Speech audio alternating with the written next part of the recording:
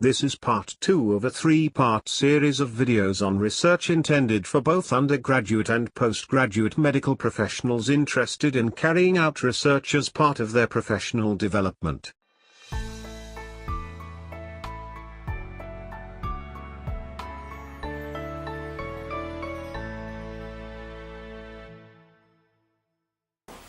Hello and welcome to the second part of our 3-part series on how to conduct research, how to present your research. With us today we have Prof Victor Grech, who is going to speak to us about how we analyze the data of our findings, of our research findings. Thank you, Prof Grech, for accepting our invitation and being with us here today. As we all know, once we sample the data and acquire the data, one of the most difficult tasks which we encounter is to analyze the data which we have in hand. How should one approach this logically with a concrete frame of mind? Well, ideally, one would have formulated a research hypothesis, so you know exactly what you're going to look for. Now, what are you going to look for? So, assuming you have some idea a priori of what you are going to find or what you are seeking, the first thing you should do is to graph your data. Many a time I have found problems with my data, so you can find errors and you can find interesting things that perhaps you weren't expecting to find. So outlier data.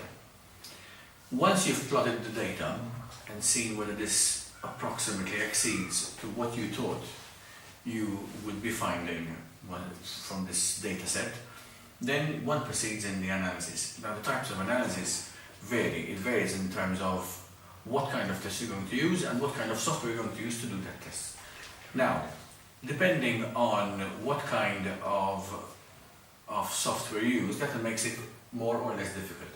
Personally, I, to this day, try to do everything within Excel. Why? It's a familiar environment, and although Excel doesn't do everything, even simple things like box plots, it doesn't do everything natively. But online, you can find a huge number of add-ons to Excel which will allow it to do things which it is not natively designed to do. Like an add-in which will do box plots, like an add-in which will make a chi-test a simple matter rather than the roundabout way that Excel does it natively. Some tests Excel on the other hand does very easily, like a t-test. Some tests Excel just does not do at all, like for example a proper correlation or a correlation using a funny test like Spearman or Kendall. But for that, many a time you can just go online and find an appropriate add-on module which will do it. Now obviously your research hypothesis is that you have a null hypothesis actually, so you formulate your question, is there a difference? The null hypothesis is there is no difference. We try to be objective around this. But you're hoping there will be a difference, because if there is no difference, your chances of publishing anything rapidly plummet. So you try to find a real difference. So you are desperately seeking a statistically significant value. Yeah. Once you have that in hand, according to the tests you've done, then you go ahead with writing the paper. And you're mentioning as an overview a number of tests. I understand that there are some which are very common and some which are used less. In a brief manner, can you give us an overview of those which are mostly used? Okay, I'll give you practical examples. We very recently looked at BMI in children of school age. So we looked at all schools, private, independent, and private, church and state. And there are obviously two ways of looking at this data. You can either look at mean and median BMIs. If you look at mean BMIs, then obviously you have an approximately bell-shaped curve, and once you have data which is approximately normally distributed, then you're looking at comparing using, for example, t-tests or an extension of a t-test, which is analysis of variance. And that can allow you to compare which population is significantly more obese or more overweight than the other population. But on the other hand, you in this case have cutoffs. So we use WHO cutoffs for overweight, for obesity, and for underweight. Believe me, there are very few underweight children in this country. But if we want to look at overweight and obesity, you obviously have numbers here. You have a cutoff, so anyone above this and this is overweight, beyond this it's obese. Now once you have these, you've got those, for example, who are overweight and obese against those who are not. So this instantly becomes a 2-by-2 table, in which case if you want to see if these proportions are significantly different, then you switch to a chi-test. Exactly. So this Where you have two different. So with, without, Exactly. overweight with, without, overweight, for example, comparing independent with church and then church with state schools, because that was how the grading was. So with, without, it's not a rate, it's an odds. Exactly. So with, without, not with over total and without over total. So with versus without for the two groups. Exactly. It's like that famous 2x2 table we do for true positive, true negative, false positive, false negative. It's exactly the same principle. Exactly. And one of the most, let's say, criticized aspects of data analysis when you later on go on to present your findings is the fairness in all of this. How do you deal with your data and whether you're fair in the way you're analyzing it without trying to subjectively divert the result to meet your goals in the end. So from your own perspective, from your own professional experience, how can one prepare himself to be as objective as possible? Well, although I jokingly alluded to the null hypothesis, we are Popperian. So I will refer you to the philosopher Karl Popper, who stated quite clearly that you are scientists, we are scientists, and we deal with falsifiable hypotheses. So if my data proves me wrong, then I have to accept that, move on, and come up with something different. So you cannot manipulate your data or massage it in such a way that it exceeds to your beliefs. It's fruitless. Someone will find you out, someone will repeat the experiment and come up with a different finding. So it's pointless. So my advice is, be honest. If the data doesn't quite cut the mustard in the way that you hoped, tough luck, move on, do something else. So the only way to do this is preferably a priori to find out, lest you walk into a type 1 error, that you have enough numbers, that you have enough power in the test to do this properly. Because if your numbers are small, the difference is small, then you will not find a significant difference, and this is an unfair result on you. Okay? So ideally, you speak to a statistician before, how many do I need to find a difference? The statistician will ask you, what kind of difference do you expect to find? So it's a little bit of a circular argument. I think perhaps there would be, for example, 5% difference. What are the kinds of numbers you're talking about? No, you're not going to manage with this. A priori, he will tell you, or he or she will tell you, and you preempt. And you preempt. So this is some way that you can try to preempt the problem. Also, are you doing the appropriate test? That's also very appropriate.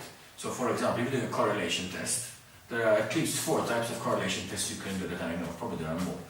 But if it's a large data set, normally distributed, you do a Pearson correlation. If it's a smaller data set, non-normally distributed, you do a Spearman. If it's a small, non-normally distributed, it's a Kendall. If it's paired, you do a Gamma. Then you can find all that information online. I mean, nothing to it. If you go online, what kind of correlation test do I use? Google is your friend. Google will tell you every time.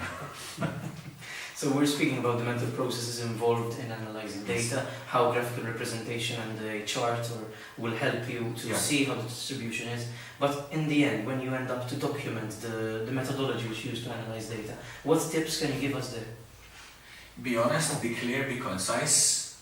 Parsimony is your friend.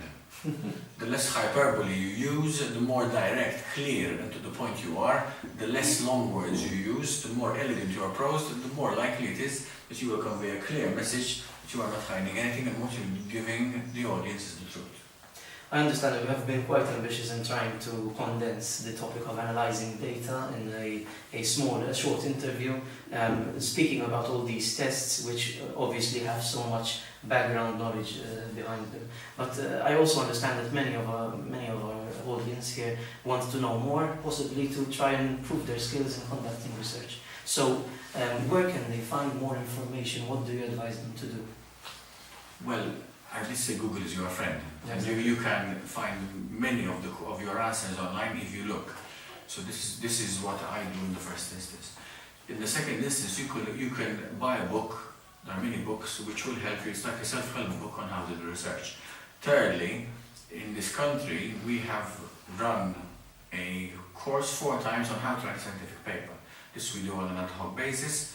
It's generally well taken, well received, but it's a very intense, very grueling 3-day course with a faculty of about 7-8 people, and we deal with all aspects of how to write a paper, which include not only the statistical analysis, which is just a third of the entire 3-day course, but also which journal to target, who is your audience, how to deal with the editor, how to deal with ethics, how to deal with laboratory, should you have to, the difference between a thesis and a paper, all the various aspects, all the various bits that we could come up with that will help you to write a paper and will help you to deal with research in general.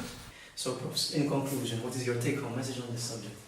So my take-home message is several small messages. You must publish. It is crucial for your career if you want a career that does not involve anything at all complicated. If you want to do anything a little bit complicated, you must publish. 1, 2, it's actually quite an interesting thing to do. It's a learning process, even to this day. No matter how many papers I've published, I still learn something new every day. Thirdly, it will open many doors for you.